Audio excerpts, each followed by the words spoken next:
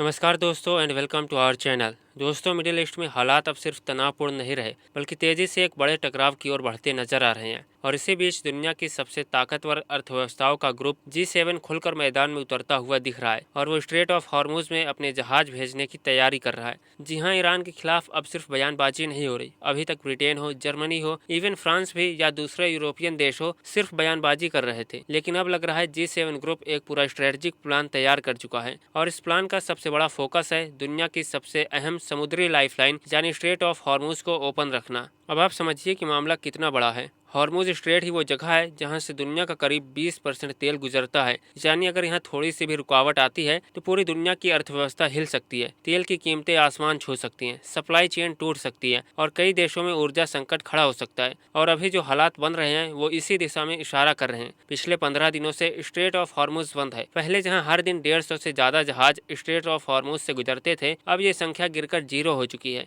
Europe के लिए straight of Hormuz का खुला रहना इसलिए भी जरूरी है क्योंकि एक बार के लिए यूरोप बिना पेट्रोल और डीजल के रह सकता है, लेकिन बिना गैस के सरवाइव करना यूरोप के लिए असंभव है क्योंकि यूरोप में ठंड बहुत पड़ती है और घरों को गर्म रखने के लिए यूरोप बड़े पैमाने पर गैस का इंपोर्ट करता है। इसलिए G7 देशों जिसमें Canada, France, Germany, Italy, Japan, Britain और अमेरिका शामिल है, इन सब ने मिलकर एक संयुक्त बयान जारी कर साफ कर दिया है कि वे इस बार सिर्फ देखेंगे नहीं बल्कि सीधे दखल देंगे। उनके मुताबिक ईरान ने जिस तरह से कतर के गैस फील्ड और दुबई के नागरिक इंफ्रास्ट्रक्चर यानी एयरपोर्ट और शहरों को निशाना बनाया है वो अस्वीकार्य है। लेकिन असली कहानी बयान के पीछे छुपी हुई है क्योंकि G7 अब एक वर्किंग ग्रुप बना चुका है जिसका सीधा मकसद है अगर ईरान हॉर्मुज को ब्लॉक करता है तो उसे कैसे तोड़ा जाए। इस वर्किंग ग्रुप में कई बड़े फैसले लिए गए हैं जिसमें से सबसे बड़ा फैसला है सैन्य एस्कॉर्ट। मतलब साफ है, अब अगर कोई ऑयल टैंकर या व्यापारिक जहाज खाड़ी से गुजरता है तो उसके साथ G7 कंट्रीज के एयरक्राफ्ट भी चलेंगे ताकि अगर ऑयल शिप्स या तेल गैस ले जाने वाले दूसरे जहाजों पर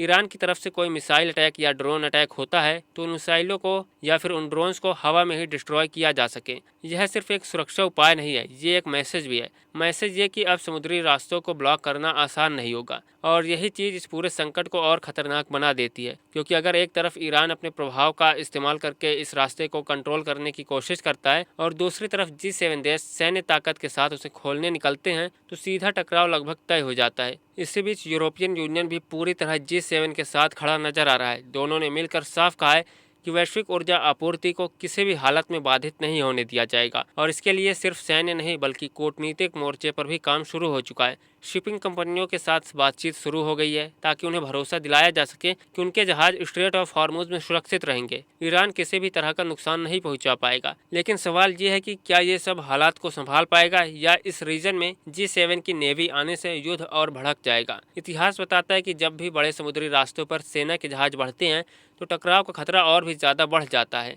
एक छोटी सी चूक, एक गलत पहचान और हालात पूरी तरह बदल सकते हैं। इसी बढ़ते खतरे को देखते हुए 24 और 25 मार्च को पेरिस में G7 देशों की एक विशेष बैठक भी बुलाई गई है जहां पर इस पूरे संकट पर विस्तार से चर्चा होगी और आगे की रणनीति तय की जाएगी। माना जा रहा है कि इस बैठक में सैन्य विकल्पों पर भी खुलकर बात हो सकती है जो कि अब तक पर्दे के पीछे चल रही थी। अगर इस मीटिंग में कुछ ऐसा फैसला होता है कि G7 कंट्रीज युद्ध का हिस्सा बनेंगे या युद्ध में अमेरिका की मदद करने के लिए आते हैं तो अब तक जो कुछ भी हुआ समझ लीजिए वो कुछ भी नहीं था। इसके बाद जो होगा वो ईरान को अफगानिस्तान में तब्दील कर देगा। दुनिया के किसी भी कोने में होने वाली हलचल सिर्फ वहीं तक सीमित नहीं रहती, उसका असर डायरेक्ट या इनडायरेक्ट रूप से हमारे देश भारत पर भी पड़ता है। बदलती ग्लोबल पॉलिटिक्स, नए अलायंस, ट्रेड वॉर, कॉन्फ्लिक्ट्स, हर एक डेवलपमेंट हमारी इकोनॉमी, सिक्योरिटी और फ्यूचर को कहीं न कहीं प्रभावित करता है। अगर आप चाहते हैं कि वर्ल्ड पॉलिटिक्स से जुड़ा कोई भी जरूरी अपडेट आपसे मिस ना हो तो अभी हमारे चैनल को सब्सक्राइब कर लीजिए। आपका एक सब्सक्राइब सिर्फ एक क्लिक नहीं है, ये हमें हर दिन आपके लिए डीप, क्लियर और एनालिसिस वाले अपडेट्स लाने के लिए इंस्पायर करता है।